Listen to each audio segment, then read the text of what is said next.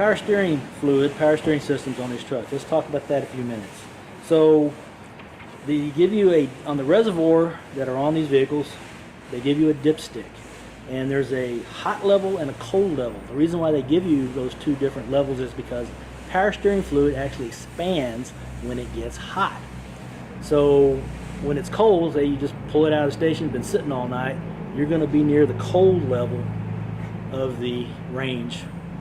And if you drive it down the road, and if you were to check it the second you got back from a road test or a road run, you would be closer to the hot level. So most of the time you check power steering fluid, you're going to be in the cold range, which is fine as long as it's within that range. And they do give you a add and a full mark on both hot and cold side of the stick. So some trucks, the ones with the hoods at the windshield, the power steering reservoir is here on the right hand corner over here.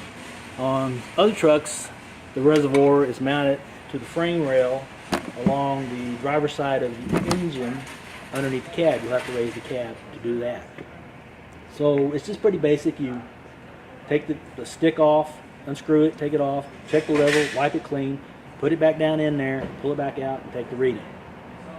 One of the biggest problems I have with these dipsticks is that they don't get taken off right. So what happens is you unscrew it one turn, and you pull it out, you take your reading, you put it back down in there, pull it back out. But then when you finish, you go to tighten it back up, you screw it clockwise. Sometimes it gets stuck in there a little bit, so because there's a grommet underneath there. So when you remove it, you just basically have to do one turn and then pull it out. If it doesn't come out hard to pull out, wiggle it a little bit while you pull it up. That usually works.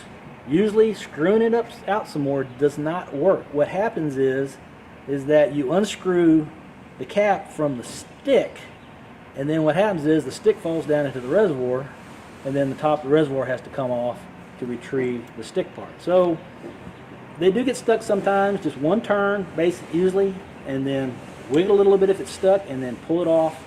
That usually works. Of course, if one does unscrew and falls down in there, let us know. We'll come out and fix it. That's about it for power steering. Pretty simple. Any questions? Again, always you can ask me. Call the shop.